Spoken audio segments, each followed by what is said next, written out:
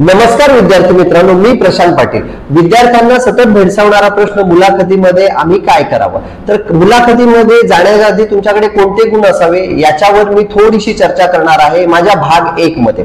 तर बघा विद्यार्थी मित्रांनो, विद्यार्थी जेव्हा मुलाखतीला जातात त्याच्या आधी ते पूर्व आणि मुख्य परीक्षा पास झालेले असतात, याचाच अर्थ त्यांचं नॉलेज टेस्ट झालेलं असतं। आता या पास झालेल्या विद्यार्थ्यांमधील सर्वोत्तम विद्यार्थी निवडायचे आहेत। मग त्यासाठी तुमच्याकडे कोणते गुण असावेत, तर सर्वप्रथम तुम्हाला स्वतःचं सॉर्ट एनालिसिस करता आलं पाहिजे। सॉर्ट म्हणजे strength, weakness, opportunity and traits, ह्या तुम्हाला स्वतःला माहित पाहिजे। तुम्ही खूप पॉझिटिव्ह पाहिजे, कोणत्याही सिच्युएशन मध्ये तुम्ही पॉझिटिव्हली ती सिच्युएशन हँडल करता आली पाहिजे। तुमच्याकडे टीम बिल्डिंग आणि टीम हँडलिंग स्किल पाहिजे।